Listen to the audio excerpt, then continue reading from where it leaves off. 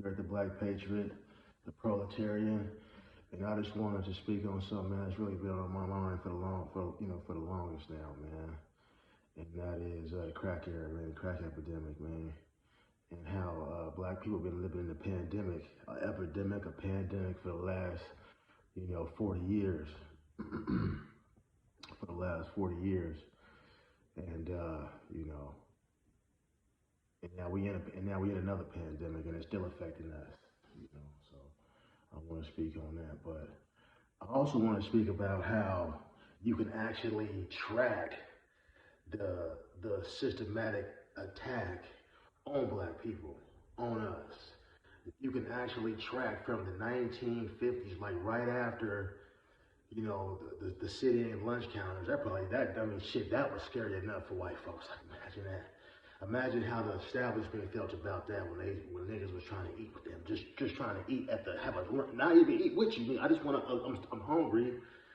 I'm right here and I need a sandwich. I just, how much is gonna make some that whites only pie into some nigga pie? That's all I'm asking. I don't even want to stay here. And they had a problem with that. So you can actually systematically approach or look at a timeline on how, they systematically destroyed our community scientifically. It was more of a scientific approach. It's on some white collar crime type shit. So look at the 1950s and then go until the 1960s, where you really start to eliminate and assassinate, I should say, any black figures, and and everybody else that, think about it, from Martin Luther King to Malcolm X, to completely wiping out the Black Panther Party, and how they did that, how they destroyed the black, but the KKK is still around though to this very day. The KKK is still around, but the Black Panthers is gone, or dismantled, or still locked up in prison, or was killed back in those days. So really think about that. Then we always talk about, we have to really think about what's going on in the black community right now. We talk about gang violence in Chicago. Oh my God, let's talk about that. Well, let's talk about that. That's and gang violence and street violence and black on black crime to this very day in any city in America is an exact result of systematic racism. That's all it is.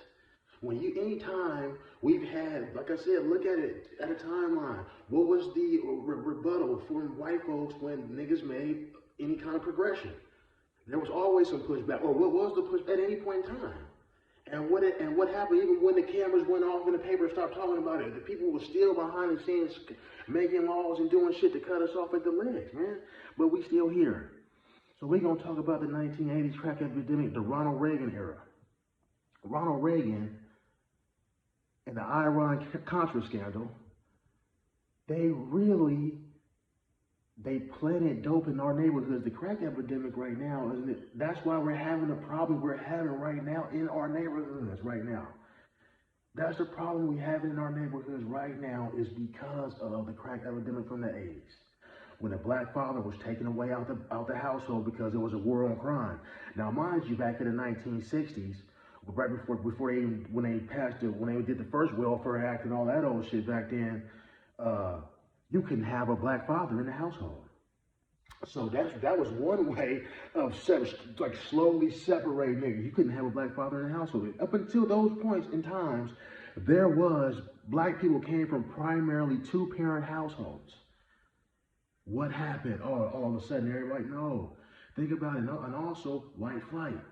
All those good jobs in Detroit, Chicago, LA, those poor jobs in San Francisco and in Oakland that black folks is really starting to get their hands on and really starting to make some progression. All those tire shopping factories out there in Cleveland, Ohio, and Akron and all that, where black folks, look at that.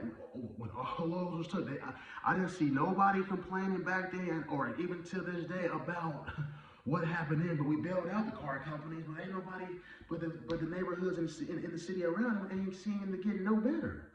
Why is that? Why we don't pay attention to things like that? In major cities like Chicago, where there's all this economic revenue coming in and out, and black folks ain't getting their hands on none of it. They're steadily taking education. They're steadily taking money out of the school systems. Oh, the Democrats. Well, what's wrong with your city? Well, what's wrong with all of our cities? I don't care what city, what state you. I don't care. I don't care what black folks everywhere, poor people everywhere, and niggas in particular is feeling the brunt of all of this shiesty politics. While these people is filling their pockets up and running off on you. But anyway, back to the 80s and the Iran cancer scandal and Reaganomics. So when you plant dope into the black neighborhoods and you create a war on those drugs, guess who gets taken out first? You create a war on the black man. You created the kind of tactics they used raiding our houses and stuff like that back in those days, and even up still to this day, was like you was over there and like they was coming from Vietnam or something like that. They destroy your home, destroy your house, and leave and act like nothing ever happened.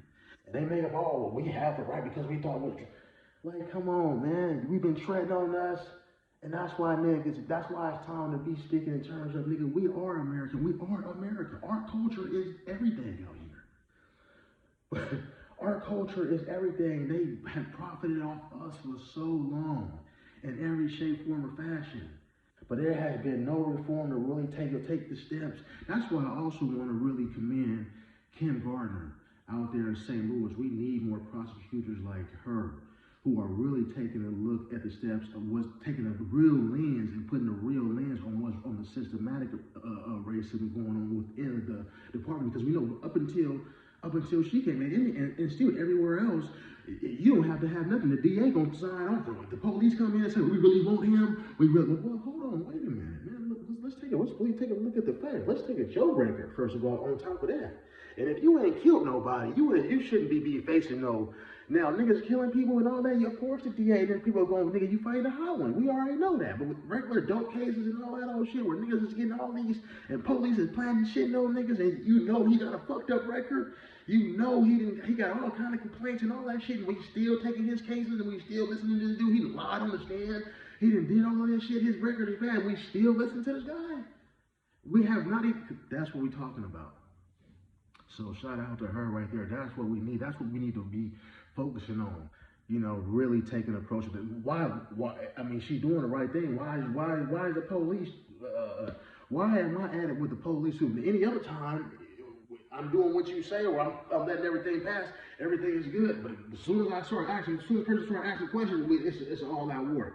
Come on, man, stop it. You won't fool me. Stop. Come on, man, stop that bullshit. But yeah, man, we are patriots, man. We are Americans, man. Black folks, we are Americans, man. We are America. Okay, let it be known with that, man. But so like I said, let's look at this timeline of this systematic approach that's been going on. Anytime, just like when in Richmond, California, back in the days when they left that train out there on the tracks, and with all those guns in it, and all of a sudden crime and murder just spiked out there, and that's been out of control ever since. But ain't nobody ever took a look at that. Like, they have done things.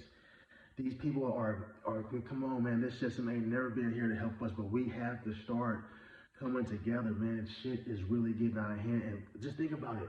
I just read a report that within the next 30 years, between now and the year 2050, black wealth and black income will be at zero.